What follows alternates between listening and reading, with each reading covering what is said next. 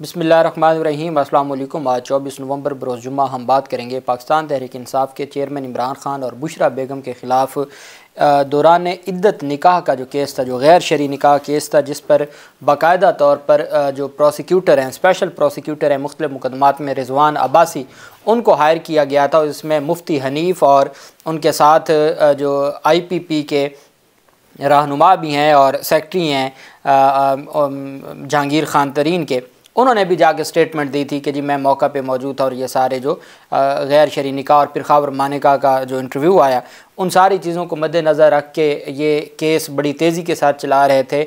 आज अचानक ऐसी क्या पेशरफ्त सामने आई कि वो केस खारिज कर दिया गया है। सेक्शन 248 CRPC के तहत खारिज कर दिया गया है। उसकी तफसील मैं आपके साथ शेयर करूँगा। और पाकिस्तान तहरीक इंसाफ के चेयरमैन इमरान खान और जो इमरान खान की अहलिया हैं उनको ब्री कर दिया गया है, उसकी तफसील मैं आपके साथ शेयर करूँगा। साथ हम बात करेंगे तोशाखाना रेफरेंस में, जो पहला तोशाखाना रेफरेंस था इलेक्शन कमीशन के पास, जिसमें इलेक्शन कमीशन ने इमरान खान को मियाँ वाली की सीट की हद तक नाअहल करार दिया था। उस फ़ैसले को चैलेंज किया गया था इस्लामाबाद हाई कोर्ट में, और इस्लामाबाद हाई कोर्ट में एक दरख्वास्त दी गई थी जनवरी 2023 में, जिस पर सितंबर में फ़ैसला महफूज किया था। और आज एक और मुतफ़रक़ दरख्वास्त थी। आज की जो मुतफ़रक़ दरख्वास्त थी वो ये थी कि जनाबे वाला, हमने एक दरख्वास्त जो 11 सेकंड का केस है, जब हम हाई कोर्ट में दरख्वास्त दायर करते हैं केस विड्रॉ करने की, तो अदालत को हम अदालत जैसे वो CM देखती है कि हाँ जी क्या किस चीज़ की CM है, तो हम कहते हैं जी कि हम इसको प्रोसीड नहीं करना चाहते, तो अदालत उसमें ऑर्डर लिखवा देती है कि जी ये जो इंस्टेंट पिटीशन है, इसको जो है वो प्रोसीड नहीं करना चाहते, तो इसको ख़ारिज किया जाता है, बसीगा वापसी ख़ारिज किया जाता है, डिसमिस विड्रॉ होने की बुनियाद पर डिसमिस कर दी जाती है। ये 11 सेकंड की पूरी कार्रवाई है। 11 सेकंड भी शायद पूरे ना लगते, बस इधर से CM जज देखता है और जज फाइल वापस कर देता है कि ठीक है जी बसीगा वापसी खारिज शुद्ध। अब ये जो दरख्वास्त दायर की गई थी ये 18 जनवरी को दायर हुई, 18 जनवरी 2023 को दरख्वास्त दायर हुई चीफ़ जस्टिस आमिर फ़ारूक की अदालत में कि मेहरबानी करके जनाब हमें हमारा केस वापस कर दें, हम आपके पास नहीं सुनवाना चाहते। बड़ी वैलिड ग्राउंड थी कि लाहौर हाई कोर्ट में भी हमारा इसी नोयत का एक केस था, वहाँ 5 रुकनी बेंच बन चुका है। हम चाहते हैं कि 5 रुकनी बेंच फ़ैसला करे, हम सिंगल बेंच से नहीं करवाना चाहते, मेहरबानी करें ये वापस कर दें। 18 जनवरी की दरख्वास्त पर 13 सितंबर 2023 को फ़ैसला महफूज हुआ। उस दरख्वास्त पे जो मैं आपको कह रहा हूँ, कानून के मुताबिक सिर्फ 11 मिनट की कार्रवाई होती है और उस 11 सेकंड की कार्रवाई होती है, और उस पर 11 महीने लग गए। फ़ैसला महफूज हुआ और अब वो फ़ैसला सुनाने के हवाले से पाकिस्तान तहरीक इंसाफ ने फिर रिटर्न एप्लीकेशन दी कि जिस पर इतराज़ात लगाए रजिस्ट्रार ऑफिस ने। इमरान खान की अपील वापस लेने की दरख्वास्त का फ़ैसला सुनाने, चूँकि फ़ैसला महफूज था तो सुनाया नहीं जा रहा था, 2.5 महीने गुजर चुके थे, तो पाकिस्तान तहरीक इंसाफ ने एक नई मुतफ़रक़ दरख्वास्त दी जिसको एतराज़ात के साथ मुकर्रर किया गया। दरख्वास्त में मौक़िफ़ अख्तियार किया गया कि 18 जनवरी को अपील वापस लेने की मुतफ़रक़ दरख्वास्त दायर की। 13 सितंबर को अदालत ने फ़रीक़ैन के दलाइल के बाद फ़ैसला महफूज किया था। ताहम 2 माह 10 दिन से फ़ैसला नहीं आया, लिहाजा जल्द अदालत फ़ैसला सुनाए, हमें हमारा केस वापस कर दे। 21 अक्टूबर 2022 के फ़ैसले को चैलेंज किया हुआ है। लाहौर हाई कोर्ट में हमारी इसी तरह की जो दरख्वास्त है वो पेंडिंग है, मेहरबानी करके वो हमारी जो दरख्वास्त है वो अपील वापस कर दें। उस पर जज साहब ने, चीफ़ जस्टिस आमिर फ़ारूक ने समाअत की। बैरिस्टर गौहर अली ख़ान साहब पेश हुए पाकिस्तान तहरीक इंसाफ के चेयरमैन इमरान खान की जानिब से। तो जज साहब ने कहा, याद दहानी के लिए बहुत शुक्रिया गौहर साहब, आपने याद दहानी करवा दी कि जी एक फ़ैसला मैंने रखा हुआ है महफूज, आपकी याद दहानी के लिए बहुत शुक्रिया। काफ़ी सारे मामलात एक साथ चल रहे हैं, आइंदा हफ्ते आपकी दरख्वास्त पर फ़ैसला कर देंगे। उन्होंने कहा जी बहुत सारे मामलात हैं वो चाह रहे हैं, तो चूँकि आपकी दरख्वास्त बहुत लेंथी ऑर्डर होना है, वो पता नहीं कितने सवाल पर मुश्तमिल ऑर्डर होना है, तो बहुत सारे मामलात चल रहे हैं। शुक्रिया भी अदा किया पाकिस्तान तहरीक इंसाफ के वकील बैरिस्टर गौहर अली ख़ान का कि गौहर अली ख़ान साहब आपका शुक्रिया, आपने याद दहानी करवा दी।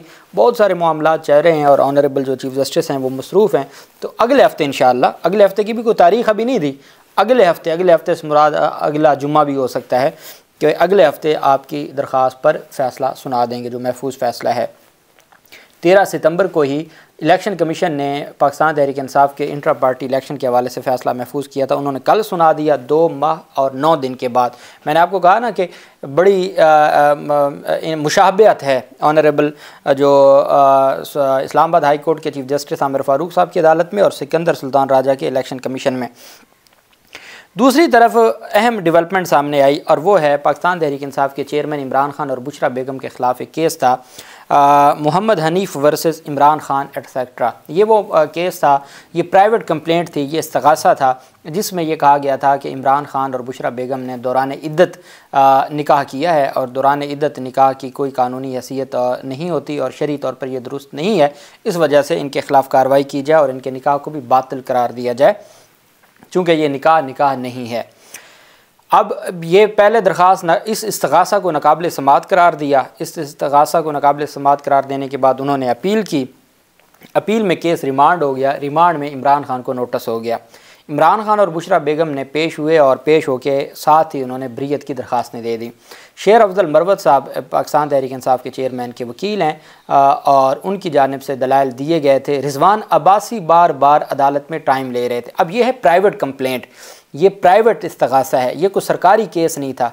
प्राइवेट कंप्लेंट में वो रिजवान अब्बासी जो सरकार का वकील है मुख्तलिफ़ केसेस में, शहबाज गिल से लेके आज़म सवाती, इमरान खान और अब साइफ़र मुकदमे में भी वही सरकार का वकील है, प्रोसिक्यूशन का वकील है, वो रिजवान अब्बासी बतौर प्राइवेट वकील, जो करोड़ों रुपए फ़ीस लेने वाला वकील है, वो बतौर प्राइवेट वकील इसमें जो हनीफ है उसकी जानिब से पेश होता था, जो कंप्लेनेंट है हनीफ उसकी जानिब से पेश होता था।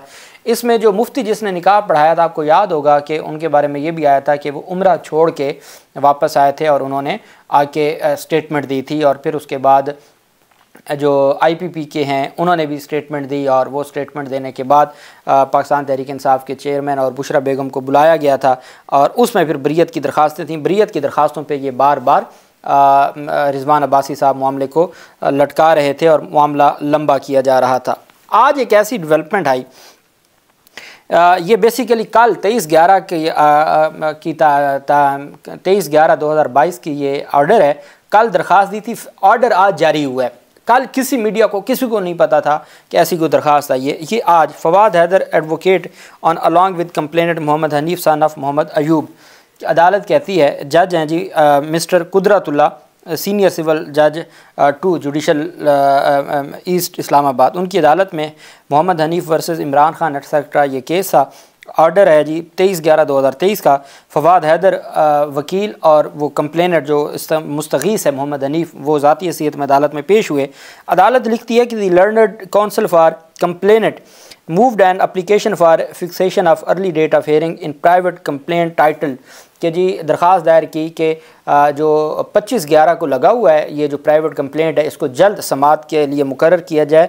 कौन सी कंप्लेंट है, कौन सा इस्तग़ासा है? Mohammad Hanif versus Imran Khan. It was submitted that the complainant जो मुदई मुस्तगीस है wishes to withdraw his complaint due to some technical reasons, कि जी जो मुदई है मुस्तगीस है वो ये केस टेक्निकल बुनियादों पर, नामालूम टेक्निकल बुनियादों पर वापस लेना चाहता है। ये केस आगे नहीं चलाना चाहता, ये केस वापस लेना चाहता है।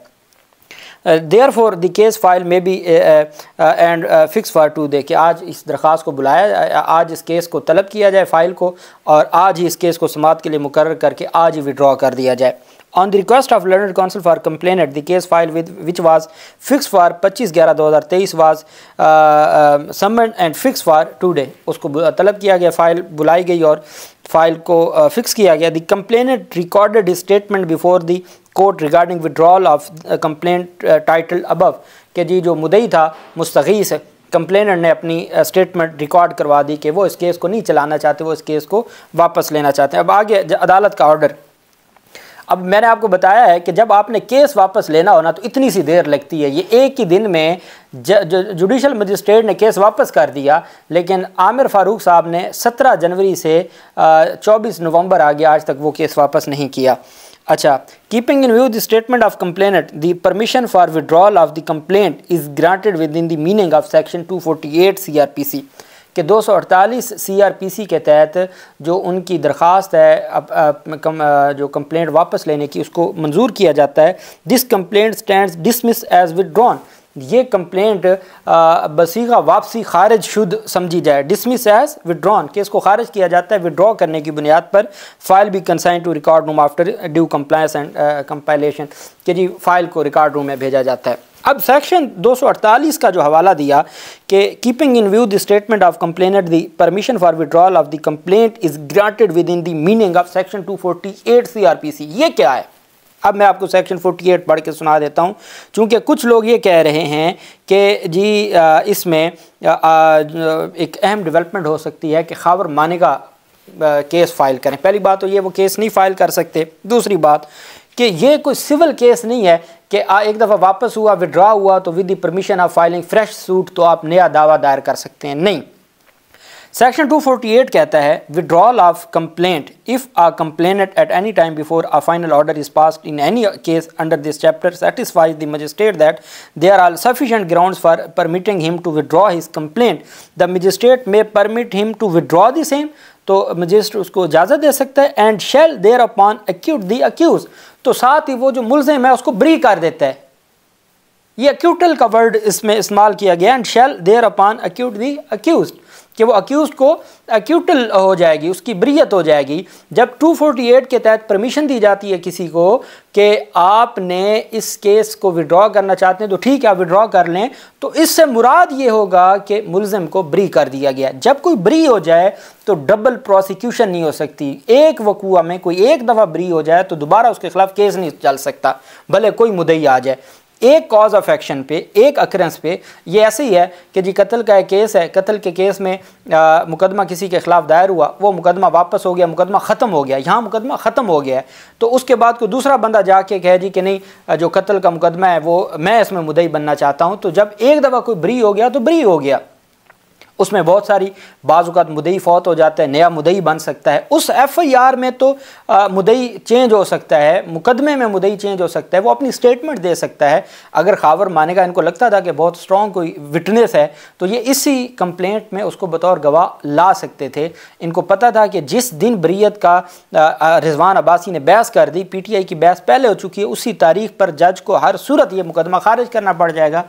इस वजह से उन्होंने मकसद सिर्फ बदनाम करना था, मकसद सिर्फ पगड़ियाँ उछालनी थी और ज़ाती अना थी, वो चीज़ें करते हुए उन्होंने ये वापस ले लिया। अब इस पर इमरान खान उनके खिलाफत के इज़्ज़त का दावा करेंगे। और ये जो हनीफ साहब हैं, इन्होंने शायद इनको अंदाज़ा नहीं है कि ये कहाँ इन्होंने पंगा लिया है। अल्लाह पाक पाकिस्तान का हामी नासिर हो। बहुत शुक्रिया। अल्लाह हाफिज़। पाकिस्तान जिंदाबाद।